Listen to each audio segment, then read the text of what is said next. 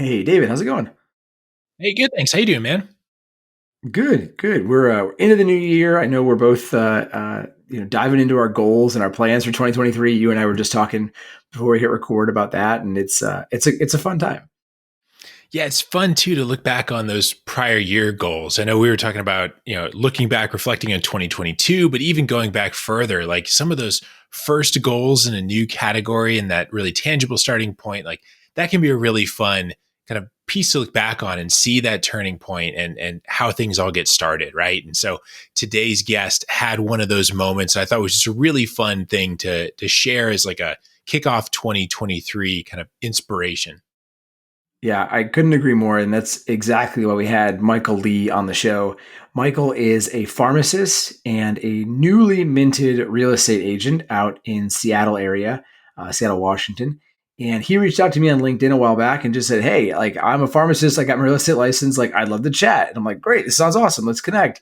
And just his story is super inspiring, and the way that he has taken what I think is intimidating for a lot of people, and that is starting something new.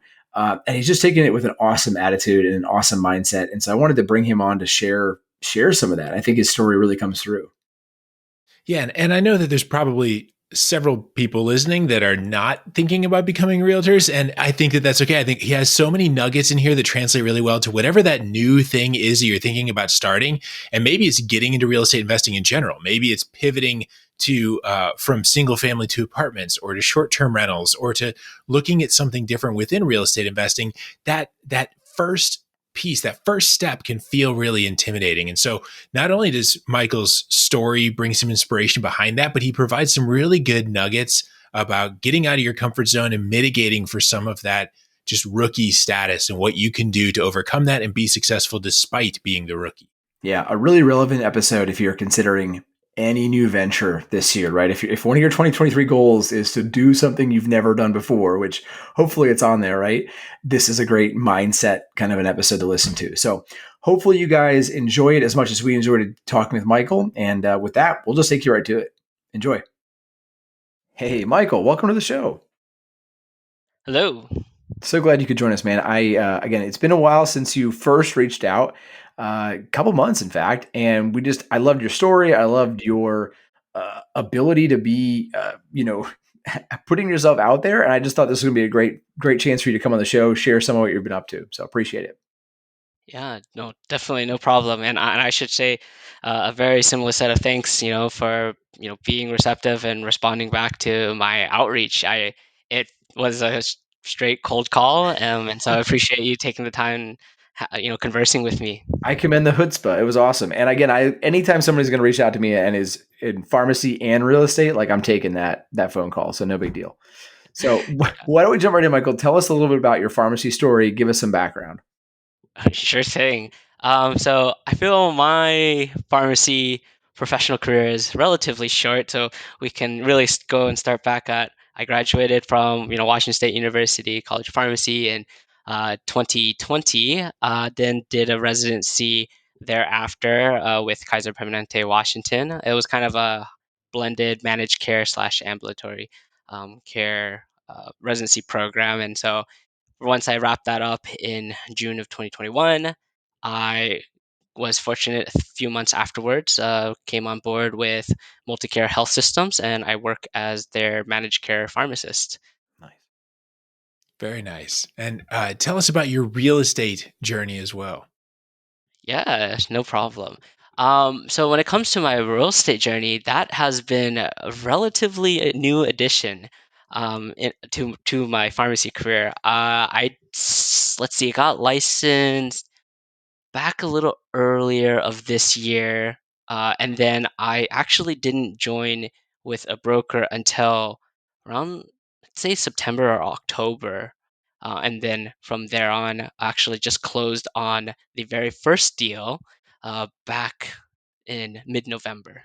Yeah, congrats. So And we got to talk about that quite a bit. And it made me realize you are somebody who perfectly exemplifies what so many of our audience is trying to do. And that is taking something that they've learned a lot about, right? We've gathered a lot of knowledge about this subject, but don't have a ton of experience, real estate investing, being a real estate agent, whatever that is, and they're trying to apply that knowledge and gain that experience. And you're doing it. You're living it right now. And so I want to talk about that, get your perspective, and see what it's like to go through that, because I think that applies to so many people in our audience and so many people that listen to the show. So take us through that initial decision to jump into being a real estate. Like, to being an agent, where did that come from?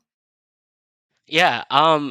Honestly, it was just the thought of all around the whole I think what the YFP podcast really discussed about and regarding around student loans. You come out graduating from pharmacy school with, you know, a, coming out making and earning six figures, but at the same time coming out and having a six figure debt, and more oftentimes it being larger than what we earn. And so I think I've always just knowing that ahead of time have been just trying to wrap my mind around of, well, I couldn't rely on just a single source income. And I was trying to think, okay, well, what are other streams of income that I could potentially generate to essentially diversify myself, um, and ultimately be able to tackle down that crazy student loans. And so real estate has been something that's just surfaced and circled around in my life as something that my friends and family like to talk about at the dinner table. And I thought I have a couple of peers of mine that are doing real estate full time. And so when I was trying to look at other ways of, oh, well, what can I do in addition to being a pharmacist, and maybe I could do something on the side.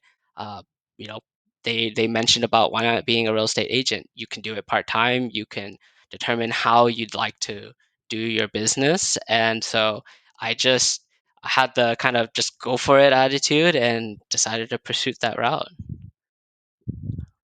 So I really like what you mentioned about the friends and family kind of talking about real estate. Some of that, I'm curious how that network kind of either helps you along or may have been a little intimidating, or like, what are you doing? I thought you just got licensed as a pharmacist. Now you want to get licensed in something else. What's going on? Yeah, no, great question. I think a lot of it has just been, I don't know. It's just, I guess, luck of the draw, just in terms of whom I've surrounded myself with. A lot of the other folks whom, again, that I've surrounded myself with have very similar, goals in their own life of, whether that's trying to achieve financial freedom earlier on and retire, or just trying to strive towards a more objective goal of, I want this many units, rental properties, to generate this x amount of passive income.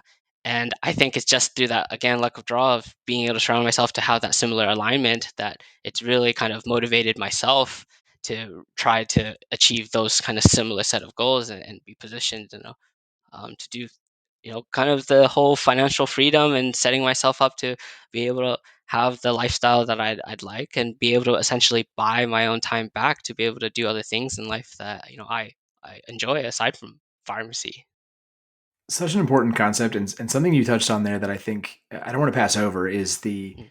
idea of surrounding yourself with the right people that are building you up and supporting you in making a move like Mhm. this, right? It's super easy to imagine, because I went through this, and I'm sure there are people that talk to you this way, right? Where you're like, hey, I'm going to be a real estate agent, and like, oh, so pharmacy didn't work out then, or oh, you're quitting, I guess, yeah, so no more pharmacy. And this concept of like you can have two tracks or you can do something else is foreign to a lot of people.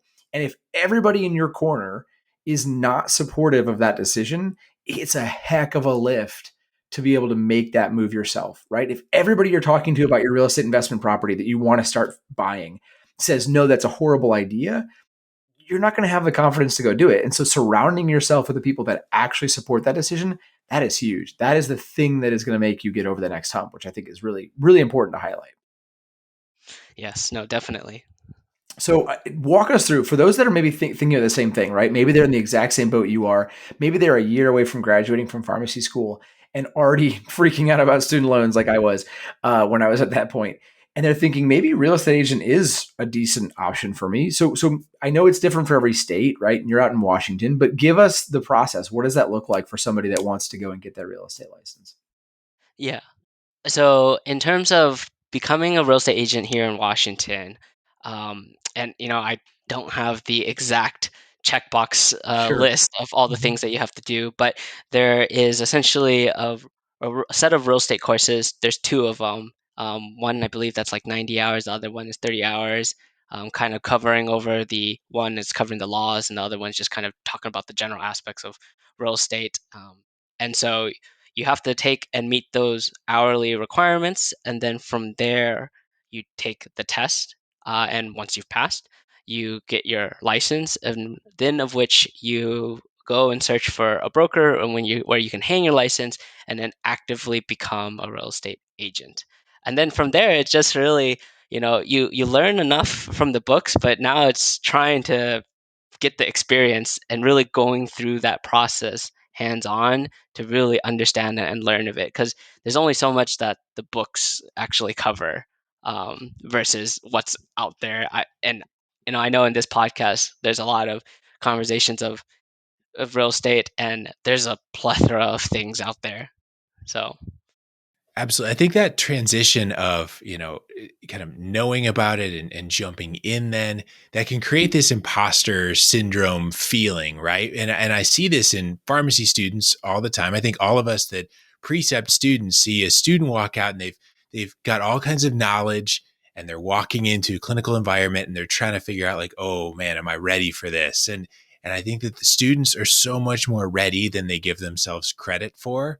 And I'm imagining too that 90 hours and 30 hours, you went through way more pharmacy school than 120 hours of training, right? And so you probably also felt like, how is this enough? How am I ready to do? Like, can you tell us about those feelings and kind of how you got past that? Like, I'm really ready for this. I can do this. yeah, no, no, 100%. I think really for me, it was really just accepting things, letting go of the idea of really needing to be perfect, and having that perfection, and then just having some compassion. So, in terms of accepting things, right? Accepting that and understanding it's going to be a challenge. And so, in the perspective of, as a real estate agent, you finish the courses, you pass the test, you hang your license, and now it's like the first thing is, well, I need to get a client. I need to have somebody that's interested in buying or selling their property, and then closing on that deal to get that hands-on experience. And so, just accepting the fact that that's the first step for me as the agent, and realizing that I'm not going to have that experience, and so that's going to be a big barrier for many folks. They might not feel for they're not going to feel very comfortable working with an agent that hasn't had a track record of going through the whole process, and that's very understandable.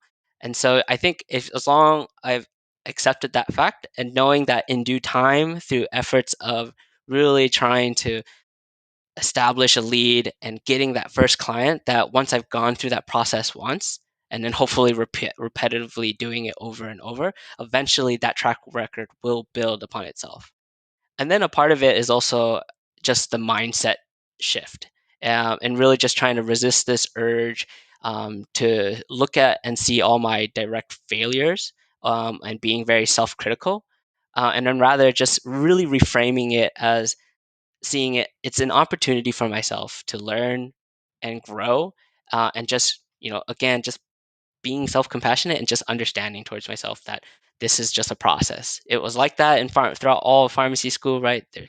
It was challenging then, and look at where I'm at now. Graduated, did the residency, now finally a full-fledged pharmacist. And so I think it's going to be the same process. I love that. And I think something you touched on that I think is so relevant to somebody who might be considering maybe not being a real estate agent, but jumping into real estate investing is that first deal, right? The first client. And you can have all this knowledge, even if you've got some experience, right? You've done a little bit of deal analysis, or you've done talking with clients or prospective clients, whatever the case may be, even a little bit of experience and all the knowledge that goes behind it sometimes isn't enough to get you over that hump of acquiring that first deal or acquiring that first client. And I know you just closed, we just talked about this, you just closed on your first deal, right, with your first client and everything. So walk us through, like, what did that look like? How did you get your first client? How did that conversation progress? Because again, I think that's really relevant to somebody thinking about getting their first deal in real estate investing as well. Yeah, no, definitely. So for me, actually, the first client was a friend of a friend. Um, Aren't they all? Come on. and That's real estate. right, it's just through this The a network, sphere. right, and this that sphere of people exactly. And so really, it's just been since I've gotten my license. I still hang out with my friends. And whenever the conversation about finances or ever conversations about looking to buy a home, I sometimes throw in that little shameless plug of, hey, I just got my license. Mhm. If you're interested and walking through and willingly to work with a brand new agent, I'm more than happy to help you. And I think my friends, I think they've seen what I've done throughout uh, all of pharmacy school and seeing where I've ended up now, and I think that in itself has, in a way, kind of shown my work ethic, and that in itself was a track record for me, and that they say, you know what, I think they can trust as me being a real estate agent. I think that has been communicated it out to their friends, and so it just was really honestly a luck of a draw because this all happened in such a short time frame. Getting with a broker back in like September, October, and so that was like maybe only a few weeks at best. Like that, I finally got the first client already. I think it's awesome. That's faster than I did. I'll tell you that. But it's amazing how much putting yourself out there, right? Just starting to talk about those things can start to change the outcomes that you're seeing. And again, I think that's really similar in real estate investing. If I tell people I'm an investor and I start talking that way, even if I've not bought, but I'm deal analyzing, I've got the money setting aside, I'm thinking of myself as an investor. You're thinking of yourself as an agent. All of a sudden, those conversations start to shift. And it's not like you're peppering every conversation with, hey, I'm an agent, you should buy with me. But if you just start putting that in there more often, it's amazing the output that's coming back to you once you start putting that out there. So I think that's great. I love that. Yeah. Yeah, I'm curious too. One of the things that I see in pharmacy students is they need that like phone a friend of like who can I reach out to and who can I get help from and what's that network and so how does that look like as a real estate agent too? I'm imagining that there's other people that you find and other people that you can uh, look to for help. But how does that work in the real estate agent space?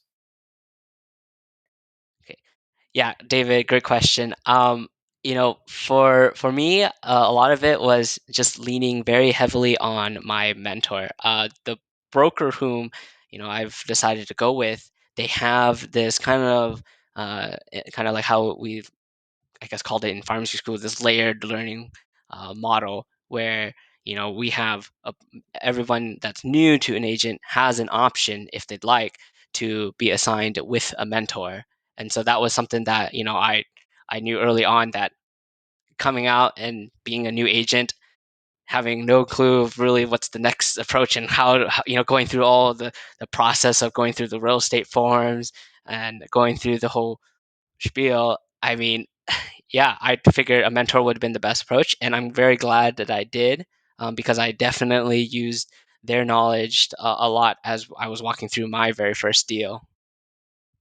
Yeah, and I would imagine there's a cost to that, right? Like you probably had to split a commission or something like that with that mentor, but it sounds like you did that kind of mental calculus and you're like, nope, nope. This has long-term dividends if I give up a little bit now. Is that about right? Exactly. Yes. So I think it's, having great success now, right? Making sure that the clients that I work with will have the best experience too, and making sure that I'm not the one causing any delays. And so having that mentor to being kind of the second set of eyes on all my work and quality checking my work was definitely very helpful. And so knowing again that over time through that repetition of just going through the process, eventually, I I won't need those training wheels essentially anymore. Mhm. No, I think that's a really great thing too about jumping into being a real estate agent with the pharmacist salary as a baseline to that is because there's oftentimes a little bit of a lag in that first commission check from when you get your license, right? And so if you're not sweating like, gosh, I need to put food on the table right now and I need that full commission, you can make that investment into that. Well, I'll work with a mentor. I'll let this play out slowly with more the long game in mind, right? Hmm. No, exactly. So it's definitely financially reassuring just having that pharmacist job in the meantime. So as you're working with this mentor, I'm going back to this first deal, right? I want to know too, what were some of the areas where you felt like, or you recognized all of a sudden, oh man, the experience this person brings to the table is really helpful here. Like I didn't know this because either it can't be taught in school or it wasn't taught in our real estate classes or whatever. Yeah, no, definitely there were many areas for sure. But I would say, one area in particular was just going through the real estate forms, right? Mm-hmm. Once your client, so I was working with the buyer, and they had a property they were interested in, and once we've put in the offer, it's like going through those intricate set of forms, right, and knowing which ones to select, because as you learn in the course, you go through all of them, but it's not like you're gonna give every single form for for Right. your client to sign it, and some might not be appropriate. And so just knowing which ones to select, and then really being careful with reading the language that is written on those contracts and making sure that you're going through it correctly with the client, and then really just going through that whole process of communicating back and forth with the other agent. And so that has definitely been one area where I leaned very heavily on with my mentor. Yeah, that makes sense. I remember the same thing. I remember sitting down with somebody in my brokerage office for my first deal, and I was like, okay, I know I have to use this 9-page document. I don't know how to do it exactly. Can you walk me through this? Because this is the thing my client is relying on me for, and I need help. Like, I completely remember that. So that's awesome. Yeah, definitely. No, and some of those documents, they're timely, right? And so you want to make sure that you're hitting those. Yeah. Yeah, I think one of the other parallels to that is in the real estate investing space. A lot of people get into real estate investing, buying their first long-term rental or something like that in a team approach, right? Where someone that's new may go alongside someone that's got a little bit of experience, and then you learn some of those lessons just by going through it. And I think that's a little bit of this knowledge versus experience piece as well, right? Because you could argue, well, maybe if it was more than 120 hours, you might learn more, but there's still some things that you just learn really well and sink in really well, kind of just in the trenches of doing it, right? And if you didn't have clients that asked you questions that you weren't expecting, you might not have even thought to go dig that up. But by getting those questions on the fly, you reach out, you learn the thing in the investing space. Is this house a good option, or what can we do to maximize this house? And the experienced eyes of someone that's gone before you can really help to pull that out. So I think that team aspect can be really powerful in whether it's real estate investing or it sounds like also being a real estate agent. Mhm. No, definitely. Yeah, I'm curious too. As you went through that first deal, again, just to echo what David was talking about and how important that team is, were there members of that team that either you brought or that your mentor brought, or that you're like, man, I got to add this person. I better go interview 3 contractors real fast. Like, what did that look like? Or were there people that you kind of just scrambled to kind of bring into the fold, or were they already there? Yeah. No, to be honest, it was, I think, more on that scramble approach. I don't feel my network is that large yet. And I guess I have to be really thankful for just at least some folks around, that whom I've known that made some suggestions of where I could start reaching out to. And it just really, all I did was Googled out if I had to look for like a sewer, for example, I had to look for a sewer inspection because there was no sewer inspection that was done. And so we Mhm. had to look for a sewer inspector. And so it was, Google sewer inspection, and then just going through the list, calling everybody, and, just asking about, how do they provide the service? What were their quoted amounts? And then just kind of going through all of that and then presenting it, all those options to the client, so that way they hopefully had all the information they need to make the informed decision on what they felt was best for them. That's been my experience as well. Is that a lot of times you're not building this massive deck of people in the background and then waiting for the first client to show up. You're like, oh, I need a roofer. Okay, let me go talk to 5 people that know a really good roofer, and then I'll help narrow it down. And then I'm going to present these 3 great options to my client and let them make the one that on that decision, right? So yeah, I think and again, it's so applicable to a lot of other areas. You don't have to know everything before you get started, right? You don't have to jump into real estate investing and say, I've got 13 contractors in my Rolodex and I know 2 different agents. Like, just you can figure out this stuff on the fly. It's okay. You can still have success doing it that way. I think, again, I think that's really relevant and worth noting. Exactly. Yeah, and I've been bookmarking everybody whom I've met and I've worked with and had a great, interaction with. That was always marked on my phone, and just like making sure that if I ever need them in the future, that I have somebody now that I can go back and work with. And I'm sure over time that that listing will grow bigger. Pretty soon you'll be the guy that they're like, oh, I'm in this new agent. Do you have a good plumber? You're like, yeah, I got 4. Here you go. Yeah. Yeah. Yeah. Cool. Yep. Well, Michael, I want to get your take on our 3 final infusion questions, questions we ask every guest on the show with a little bit of a twist here, and just get your take on these. So the first one is, what's one tangible strategy that you use to make sure that your investing or your real estate work works hand in hand with your career as a pharmacist?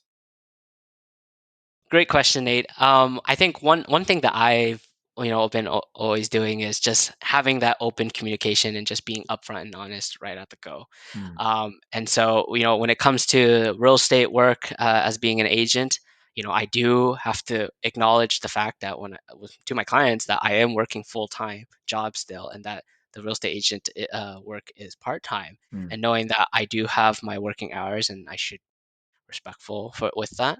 And so that so far has been the approach. And I do know there has been an experience where a client was just not interested in it because I didn't have that full day Mhm. available to them.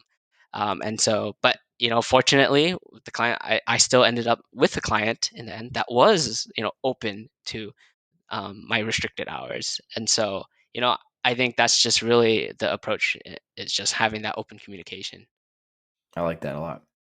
Yeah. Particularly when there's a lot of buyers out there that have the same restricted hours that you have as a pharmacist. And so it's not always the deal breaker that I think a lot of people think it is. So, Hmm. um, second question is, what's one resource that's been most helpful to you in your real estate journey, whether that's a book, podcast, person, author, website, whatever that would be? Oh, man, just to pinpoint down to one resource, I'll say is quite the challenge. But I mean, really, and I by no means I am. I, I just really want to just say that I wanted to acknowledge the YFP podcast overall. I've been listening to it since my 4th year of pharmacy school. And I think a lot of that has been a really strong learning experience for me, because it covers so many things, whether it's talking about student loan debt, or if it's talking about taxes, or if it's talking about real estate, investing in general. And I think because of that, just hearing other people's experiences, and just really how they've been able to do it has been very motivational and inspirational, and just having that same thought of if others can do it, I think I can do it as well. Well, we really appreciate that. That's nice. Only a couple of people have mentioned us as the resource, so thank you, Michael. That means a lot. All right, then the last question on here: what's one piece of advice you'd give to a pharmacist contemplating a start in real estate investing or being a real estate agent? I think, I think the approach is just going out there and doing it, having that open mind, and just go for it. I think, recognize what your overall end goal is, and think about what works and fits best for you Mm, as the individual. And then once you've kind of set your mind on it, I think just go for it, right? Don't stall yourself and try and provide yourself, saying I don't know enough. I think it's just a matter of just going out there, and then just through the trial and error, eventually you'll learn it and be knowledgeable in it, and you'll be able to succeed in what you want to do. great.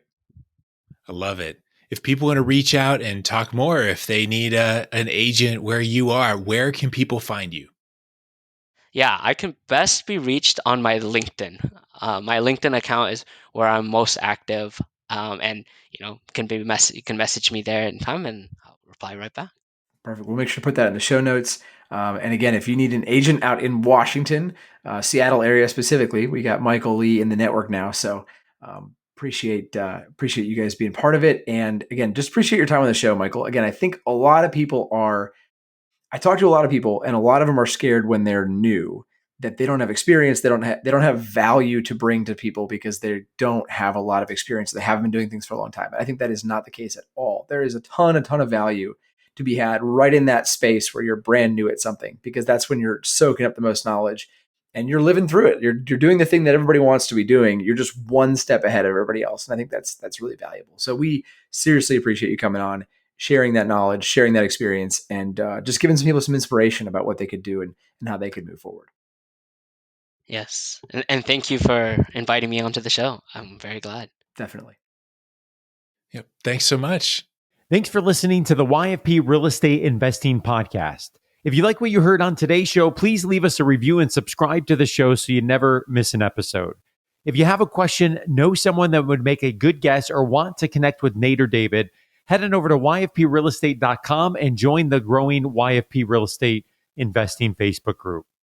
As we conclude this week's episode of the YFP Real Estate Investing Podcast, an important reminder that the content in this podcast is provided to you for your informational purposes only and is not intended to provide and should not be relied on for investment or any other advice.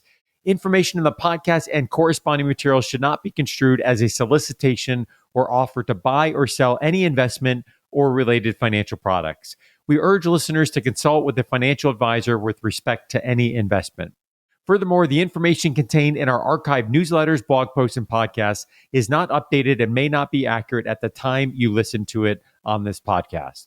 Opinions and analyses expressed herein are solely those of your financial pharmacist, unless otherwise noted, and constitute judgments as of the dates published. Such information may contain forward-looking statements which are not intended to be guarantees of future events.